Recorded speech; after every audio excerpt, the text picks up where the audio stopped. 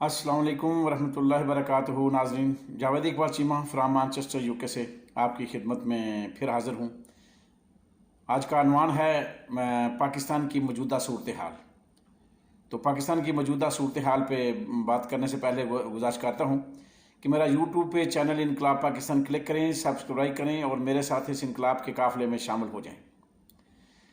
तो अर्ज़ करता हूँ कि पाकिस्तान की मौजूदा सूरत हाल जो है ना, उससे हर आदमी परेशान है, चाहे कोई पाकिस्तान में बैठा है चाहे पाकिस्तान के बाहर बैठा है। बल्कि अलमिया तो यह है कि पाकिस्तान के बाहर जो बैठे हुए हैं वो ज़्यादा परेशान हैं, क्योंकि मैं जो बाहर बैठे हुए हैं पाकिस्तान से जो मजदूरी करने मेरी तरह यहाँ आए हुए हैं, मैं उनको दीन के साथ ज़्यादा लगाव में देख रहा हूँ और पाकिस्तान की मोहब्बत के साथ उनका लगाव ज़्यादा देख रहा हूँ। ये कुदरती अमर है या हालात का तकाजा है, मैं कुछ नहीं कह सकता। बहरहाल ये मेरा तजर्बा है कि जो लोग मुल्क छोड़ के बाहर आ जाते हैं उनमें शऊर आ जाता है और वो अपने शऊर के हिसाब से दीन के साथ भी अपनी वाबस्तगी मजबूत करने की कोशिश करते हैं और पाकिस्तान के साथ उनकी मोहब्बत में इजाफा हो जाता है। ये एक कुदरती बात है या यहाँ के माहौल का असर है या शऊर का असर है, ये आप मुझसे बेहतर समझते हैं। तो नाज़रीन, मैंने अर्ज़ करना था कि मौजूदा सूरत हाल के तनाज़र में ये बात बड़ी वाज़ेह है कि जिस कौम को भी तबाह करना होता है, जिस खित्ते पे आलमी ताकतों ने अपना खेल खेलना होता है, उस कौम को तबाह करने का वो मुसम्मम इरादा कर लेते हैं, तो उन्हें सबसे पहले जो काम करना होता है वो होता है अवाम और अदारों के दरमियान नफ़रत पैदा करना। जो सबसे ज़्यादा कौम जिस अदारे से मोहब्बत करे वो उसको जो है ना वो तबाह बर्बाद करना होता है और उनके साथ उनको नफ़रत में बदलना होता है। जिस तरह पाकिस्तान में 75 सालों की तारीख है कि पाकिस्तानी कौम अपने मुल्क से तो हट के, अपने दीन से हट के, बालातर हो के फ़ौज से बहुत मोहब्बत करने वाले लोग थे। मगर आहिस्ता आहिस्ता हुआ क्या कि फ़ौजी जर्नलों ने ऐसा एक किरदार अदा किया कि अवाम के दरमियान और फ़ौज के दरमियान, एस्टेब्लिशमेंट के दरमियान दूरी होती गई। और ब्यूरोक्रेसी पे एतमाद तो पहले ही नहीं था पाकिस्तानी कौम को, जजों के ऊपर एतमाद तो पहले ही नहीं था। बहुत अरसे से ये हम देख रहे थे कि जैसे क़य्यूम को टेलीफोन करो, ये फ़ैसला लिखाओ, जजों को ख़रीदो और जजों को ब्रीफ केस दो, जाके दूसरे जजों को ख़रीदें, और ये सारे मिशन बड़ी देर से जारी थे। तो सारे अदारों से जो है ना एतमाद कौम का उठ चुका था। सिर्फ एक अदारा रह गया था, वो था फ़ौज। और फ़ौज के ऊपर अंधाधुंध हमारा सबका जो है ना इत्क़ाद था, एतमाद था और मोहब्बत थी। और हम समझते थे कि फ़ौज ही आड़े वक्त में काम आने वाली है और फ़ौज ही से ये मुल्क बचा हुआ है और इसमें शक भी कोई नहीं है। अब भी सूरत हाल है तो यही। मगर जो नफ़रत पैदा की गई है ये किसी ने नहीं की, किसी आलमी ताकत ने नहीं की। आलमी ताकत ने चंद लोगों को ख़रीदा ज़रूर होगा, मगर सिर्फ 2-4 वो जर्नैलों की वजह से इस कौम का जो है ना बेड़ा गर्क हुआ है और इस कौम को अब एस्टेब्लिशमेंट से मुकम्मल तौर पर नफ़रत हो चुकी है, यानी उनके किरदार से नफ़रत है। आप सिपाही आप अब इस बात को सिपाहियों से मुलव्वस कर लें या सारी फ़ौज के साथ मुलव्वस कर लें तो ये गलत है।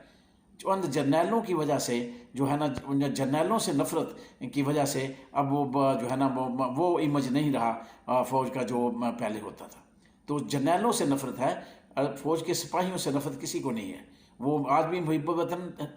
कल भी मुहिब वतन थे और आज भी मुहिब वतन हैं और कल भी मुहिब वतन रहेंगे। वो भी परेशान हैं, फ़ौजी सिपाही भी परेशान हैं और फ़ौजी अमला भी परेशान है, पाकिस्तानी कौम भी परेशान है कि ये जर्नैल क्या खेल खेल रहे हैं। तो अर्ज़ कर रहा था कि ये सारे जिस तरह भी ये प्लान की जाती है, सबसे पहले ये किया जाता है कि अवाम के अंदर नफ़रत पैदा की जाए और चंद करप्ट लोगों को ख़रीदा जाए हैं। जिस तरह अभी इस वक्त मौलवी डीज़ल, जिसको मैं ज़ाती तौर पे मैंने आज से 20-25 साल पहले इसका एक इंटरव्यू किया था, तो यकीन जानो मैं बड़ा मुद्दा था इसका। मैं वैसे भी तबलीग जमात का हूँ तो मैं तो इसको बड़ा अच्छा समझता था, मगर आज मैं हज़ार करोड़ लाखों और अरबों खरबों दफ़ा इसके ऊपर लानत भेजता हूँ कि इतना गंदा तरीन आदमी है जिसने दीन को भी बदनाम किया है, अपनी ज़ात का तो उसने जो किया है। वो मेरे दोस्त हैं अनून मकसूद साहब माशाल्लाह कराची वाले, वो क्या कहते हैं कि ये बगैर माँ के पैदा हुआ है। تو یہ ایسا خبیث انسان ہے، ایسا غلیظ انسان ہے کہ جس نے دین کی بھی دھجیاں اڑائی ہیں، اور تبلیغ جماعت والوں کو بھی نقصان پہنچایا ہے اس نے، اور پھر اپنے رفقا کو بھی نقصان پہنچایا اس نے، اور اس پاکستان کی سالمیت کو یہ نقصان پہنچا رہا ہے۔ اتنا غلیظ کردار یہ ادا کیا اس نے اور کر رہا ہے کہ آپ حیران ہوں گے۔ میں آپ کو بتا نہیں سکتا کہ یہ شخص اتنا جھوٹا، اتنا مکار، کہ آج پتہ چل رہا ہے کہ فوج کے ایک جرنیل نے کہا تھا تو چل اسلام آباد عمران خان کی حکومت گرانے کے لیے ادھر دھرنا دے، اور یہ جھوٹ بول رہا تھا کہ میں مہنگائی کے خلاف نکلا ہوں، میں یہ کرنے کے لیے نکلا ہوں۔ ایسے ہی تو ایسے دیکھو نا، شہباز شریف کی کتنی عزت تھی ہیں، مگر اس نے بھی اپنی عزت کو خاک میں ملا دیا۔ خود تو چلو کرپٹ تھا، کوئی لوگ برداشت کر رہے تھے، کرپٹ تھا تب بھی برداشت کر رہے تھے، مگر اس کے باوجود آ کے کرپشن کو بچانا، اس طرح ترمیم کرنی اور ان چوروں لٹیروں کے ساتھ بیٹھ جانا، پھر یہ ہے کہ جس کا پیٹ پھاڑنا تھا اسی زرداری کے ساتھ بیٹھ جانا، تو یہ ایک نفرت کا سبب بنتا ہے۔ یہ سمجھتے ہیں، سیاستدان میرے سمجھتے ہیں، یا میرے بڑے بڑے افسر سمجھتے ہیں، جنرل سمجھتے ہیں کہ عوام بیوقوف ہے۔ خدا کی قسم عوام بیوقوف نہیں ہے، عوام آپ کے کردار کو دیکھ رہی ہوتی ہے۔ تو باجوہ نے جو کردار ادا کیا ہے، میر جعفر اور میر صادق سے بدتر کردار، اور باجوہ نے تو انتہا کر دیا، حالانکہ جنرل یحییٰ بدنام تھا، زنائی تھا، شرابی تھا، مگر دوسرے صورتحال جو اس کے بعد آتے گئے، انہوں نے پھر وہ ماشاءاللہ اپنے اپنے کردار، ہر جنرل نے مختلف قسم کا کردار ادا کیا اس قوم کا بیڑا غرق کرنے کے لیے، اور مختلف تجربات کیے ہیں اس قوم کا بیڑا غرق کرنے کے لیے اور اس پاکستان کی سالمیت کے ساتھ کھیلنے کے لیے۔ ہر ایک کا تجربہ مختلف تھا، ہر ایک کا کردار مختلف تھا۔ کوئی زنائی شرابی تھا، کوئی اور قطع کا کام کرتا تھا، کوئی رجیم چینج کا ماسٹر تھا، کوئی پیسے لوٹنے کا ماسٹر تھا، کوئی پراپرٹی ڈیلر تھا، کوئی ٹھیکیدار تھا، کوئی ٹھیکیداروں سے مل کے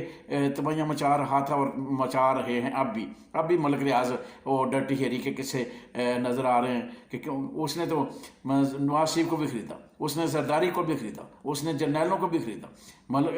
اس طرح کے ملک ریاض، اس طرح کے ٹھیکیدار لوگ، اس طرح کے پراپرٹی ڈیلر، یہ اس قوم کی جو ہے نا تقدیر بدلیں گے، اس سے رونا آتا ہے کہ انہوں نے تباہ کیا ہے، اور یہ کہتے ہیں کہ شاید ان سے تقدیر بدل جائے۔ یہ ہے میرے ملک کا رونا کہ اصل ہماری نبض کو کوئی سمجھ نہیں سکا۔ تو ہم تو اپنے لیڈروں کو خدا کی قسم دیوتا سمجھتے تھے، ان کو دیوتا، کہ مطلب نواز شریف تھا، ہم اس کی پوجا کرتے تھے، ہم جنرل باجوہ جیسے بندوں کی ساری ہر آنے والے جرنیل کی پوجا کرتے تھے کہ یہ دیوتا ہے، یہ ہمارا جو ہے نا وہ کام کرے گا، یہ ہمیں کشمیر آزاد کرا کے دے گا، یہ بڑا دلیر آدمی ہے۔ مگر وہ کہتے ہیں وہ کھودا پہاڑ نکلا چوہا۔ تو صورتحال تو یہ ہے کہ جس کو بھی دیکھتے ہیں نا، وہ ہماری سوچ سے بدتر اس کا کردار نکلتا ہے کہ سوچا کچھ اور تھا اور سوچتے کچھ اور ہیں اور ہوتا کچھ اور ہے۔ یعنی ہم تو سوچ رہے ہوتے ہیں کہ یہ بڑا لیڈر ہے اور بڑا محب وطن ہے، مگر اندر سے کھوکھلا نکلتا ہے، تو پریشانی بنتی ہے کہ یہ اس بندے کی ہم پوجا کر رہے تھے، اس بندے کو ہم ہیرو بنا رہے تھے، اس بندے کو ہم لیڈر سمجھتے تھے اپنا، اس بندے کو اپنا نجات دہندہ سمجھتے تھے، اس بندے سے یہ توقع کرتے تھے کہ ہماری تقدیر بدلے گا، اس بندے سے یہ توقع کرتے تھے کہ یہ پاکستان کا وہ جو ہے نا سارا قرض اتار دے گا، اور جتنے بھی ہمارے اس سے پہلے ہمارے اوپر بوجھ ہیں یہ سارے کے سارے جو ہے نا اتر جائیں گے، اور ملک میں خوشحالی آئے گی، بے روزگاری ختم ہو جائے گی، اور لا قانونیت ختم ہو جائے گی، اور یہ شخص کرے گا۔ یقین جانو یہ کر سکتے تھے، یہ کر سکتے تھے۔ ہر جرنیل آنے والا چیف آف آرمی اسٹاف، اس کے پاس اتنی طاقت ہوتی ہے، قوت ہوتی ہے کہ وہ کر سکتا ہے، مگر پازیٹیو کرنے کے بجائے وہ نیگیٹو کر رہے ہیں۔ یعنی ان کی سوچ ہی مختلف ہے، اور سیاستدانوں کی سوچ یہ ہے کہ بس اپنا پیٹ بھرو، ملک جائے باڑ میں، ملک جائے جہنم میں۔ یعنی سیاستدان بھی اسی ڈگر پہ چل رہے ہیں، اور پھر جنرل بھی اسی ڈگر پہ چل رہے ہیں۔ کہتے ہیں نا جب گھر میں کوئی پوچھنے والا ہی نہ ہو تو پھر سارے بچے بے روی کا شکار ہوں گے، اور کیا ہوں گے، کیونکہ جب کسی کے اوپر نظر ہی نہیں ہے، کسی کے اوپر کوئی پوچھ گچھ ہے ہی نہیں ہے، کہ وہ لاپرواہ ہے، اسے پرواہ ہی نہیں ہے، باپ اپنی مرضی کر رہا ہے، بیٹا اپنی مرضی کر رہا ہے، تو پھر اس گھر نے تباہ ہی ہونا ہوتا ہے، اور اس کے علاوہ تو کوئی چارہ نہیں ہوتا۔ جب سارے افراد جو ہیں گھر کے وہ بن جائیں ذمہ دار، کہتے ہیں نا سپروائزر تو ایک ہی ہونا چاہیے نا، تو اگر سپروائزر ہی ہر بندہ لیبر ہی ہر بندہ سپروائزر ہو جائے تو پھر کام تو نہیں چلتا۔ تو اس طرح جب گھر کے اندر سارے لیڈر بن جائیں،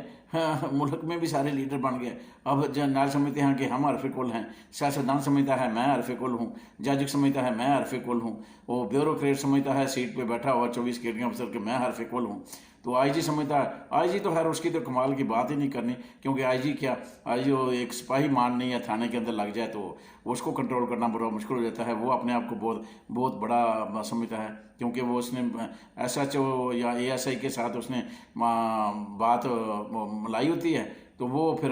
کھلی چھٹی ہوتی ہے اس کو کہ ادھر سے کتنے لیے ہیں کتنے دیے ہیں، تو وہ پھر جو من منی کرتا ہے۔ تو یہ سارا سسٹم ہی گندا ہے، انتہائی گندے سسٹم میں ہم رہ رہے ہیں، اس میں کسی کو بھی جو ہے نہ سکون ملے گا، نہ روزگار ملے گا، نہ حلال کا رزق ملے گا، اور نہ عاقبت صحیح ہوگی، نہ قبر سے بچ سکے گا۔ کیوں؟ جب سسٹم ہی گندا ہے سارا، تو اس میں گندے ہو کے جانا ہے تو پھر اللہ کے سامنے کیسے پیش ہوں گے؟ تو ناظرین، وہ میں 10 منٹ میں ہوتے ہیں تو پھر میں یہ معذرت جاتا ہوں، ابھی یہ ختم کرتا ہوں، دوسرے ویلاگ میں حاضر ہوتا ہوں۔ خدا حافظ، فی امان اللہ، اپنا خیال رکھیں۔